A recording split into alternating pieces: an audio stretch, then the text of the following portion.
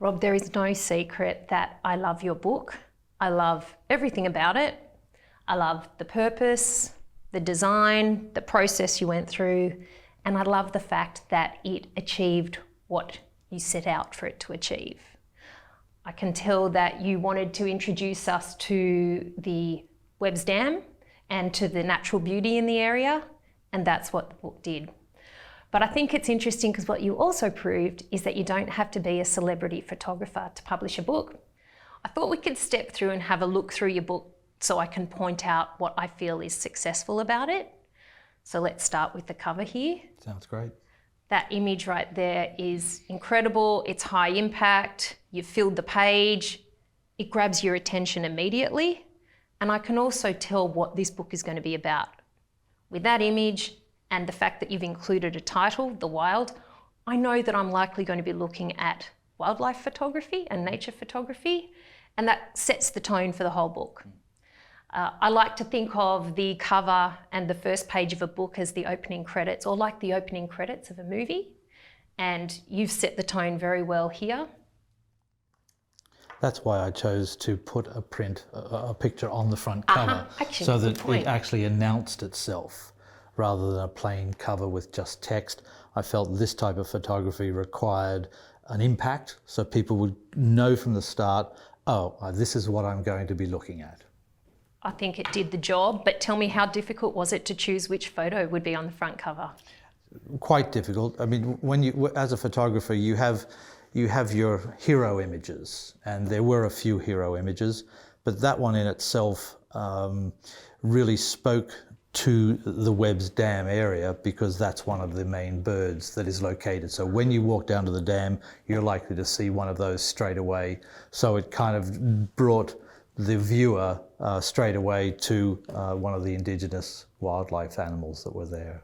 And I love that response too, because what you've told me is that you chose this image especially because it had a special meaning to that area. And that's what I like to say to people when you're selecting the images for your book, when you're choosing the cover materials, the end pages, the paper stock, think about what the purpose of your book is and use that to guide your decisions. And as you say, this was an iconic image, it's an iconic animal at Webb's Dam, so the perfect choice. Yeah, absolutely. So congratulations. Thank you.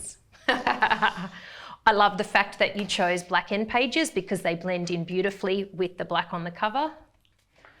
With your title page, once again, high impact, full bleed image, and I know exactly, or I get the impression of what I'm going to see in the rest of the book. These two pages I want to comment on because they make your book look very professional. First of all, you've told us all about the printing and publishing details, who it's by, when it was done. But on this side, you've given us an introduction, and I'm a big believer in adding text to a photo book for context. Even though we call it photo books, doesn't mean we have to just stick to photos. You can add the text and graphics. So what did you want to tell us here? I suppose I wanted to tell how the project came about, so that before people actually got into the body of the photography, they were aware of how it came about, what it meant to me in terms of the project, and just give them some insight and context to what it is they were going to enjoy as they turned each of these pages. I love it. And I think it also helps the reader connect with your story and what they're about to see on the following pages. And the trick is you want them to keep turning the pages. Very much so. But keeping in the back of their mind this introduction and what the story was about.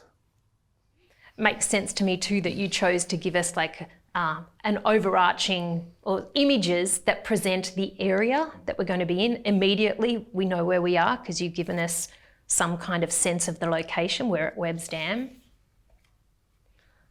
I think you chose wisely here to span this image across two pages too, because as a panoramic image it works perfectly like that. One thing I would like to point out from having looked at a lot of books over the years, a lot of photo books, is that when people add text to the book, you need to consider how you add it to the page and to a photo. And I like the fact that you've kept this quite narrow on the page, like a column. It's actually easier to read the narrower the text is. And then on a few pages here, I like how you've added some captions in here. What was the purpose for that? I wanted to show the history also. So again, giving some depth to the area. I'd started off with landscape images before I got into the body of the wild, the wilderness and the wildlife. So I took some, I got some historical images, heritage images that had been taken back in the early 80s before the dam was what it looks like now, showing how it was when it was first built. So to give again some historical context to where the dam has gone over these last 40-odd years. Love your work, and I think that makes a big difference to the reader to understand what they're looking at. I love the simplicity of your design as well. I think it's key to a successful photo book design to have simplicity, symmetry, and I like to think of less is more. Less is more always works. But I'm interested to know, you would have had hundreds, possibly thousands of images to include in your book. How did you go about deciding which ones made it in? That's a really interesting question. Yes, I took over 10,000 images. The book project was taken over 3 years. I spent over 800 afternoons and mornings at the dam in that period of time. And some days I didn't take any photos because nothing presented itself. Other days there were dozens and dozens and dozens taken. So there was over 10,000 images. I guess because I love sharp images. I love clarity and I love detail. And when you're presenting wildlife in particular, it's the feather detail or the detail of the animal in its environment.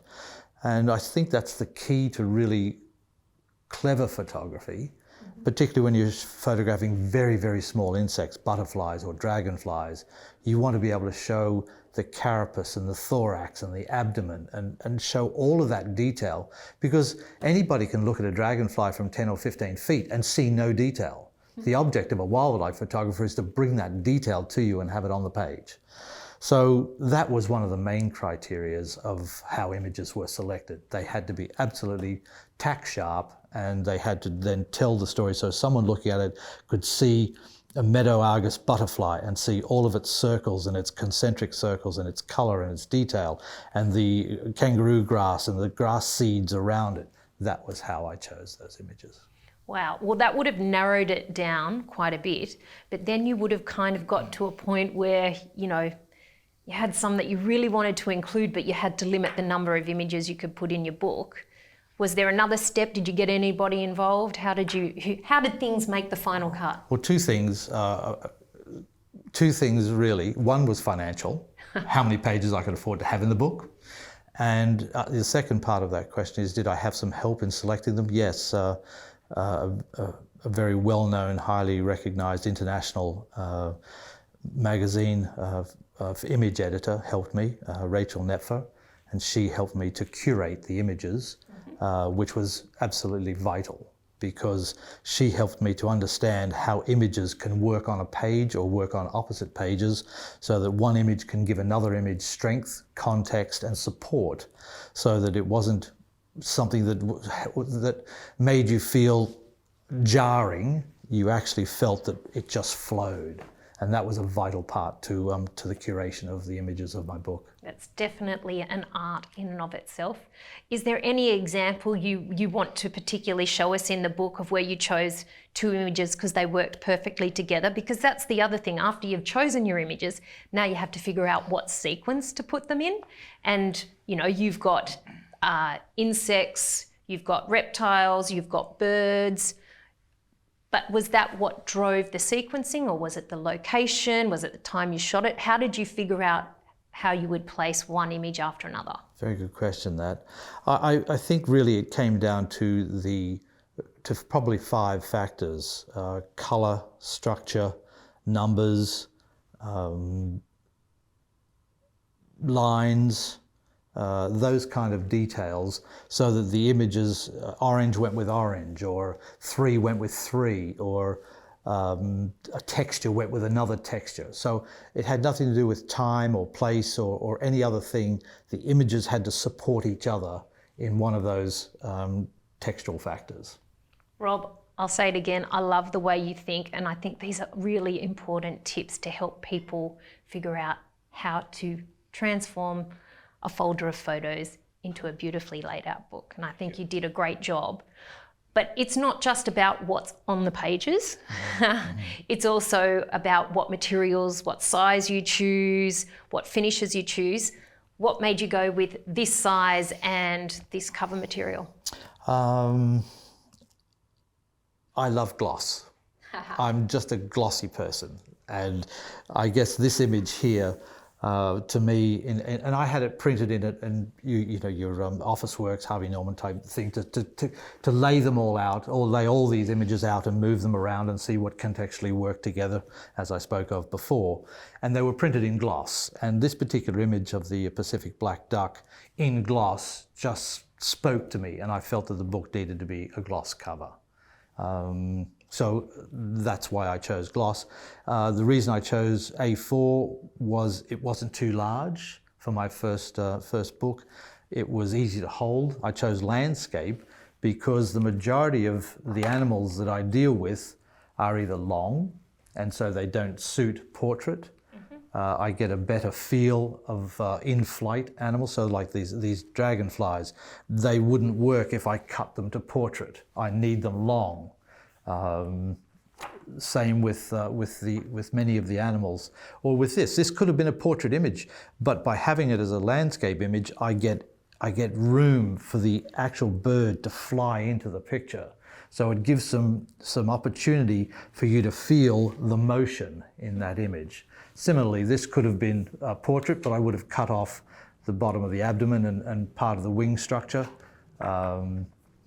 Again, animals are long and wide, and they suit landscape. I think that's a great example too here, where obviously it's your focus on the eye and the animal looking at you that's made you bring these two images together on the page. We've got lots of different paper options. What made you go with the satin?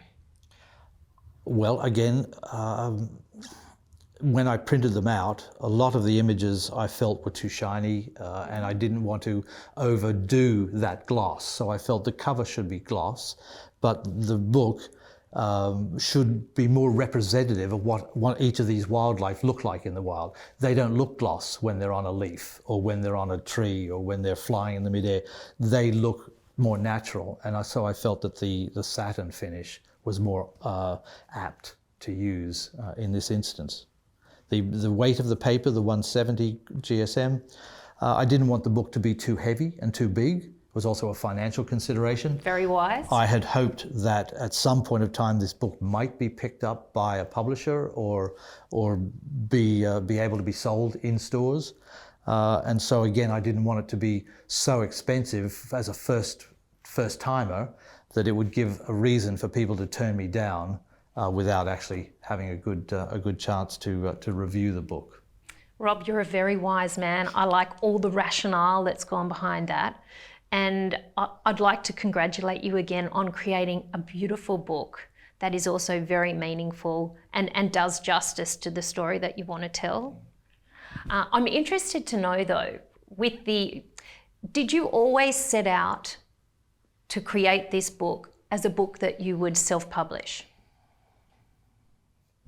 From the start, yes, because I felt that I needed to have some runs on the board. I also needed to learn about the printing stroke publishing aspects of it before I could go to a publisher and hope for something larger, something more commercial.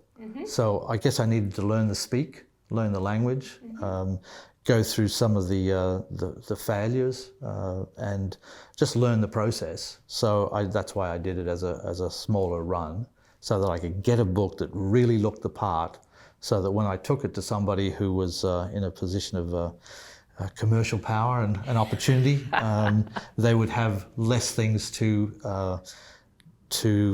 be negative about with my book.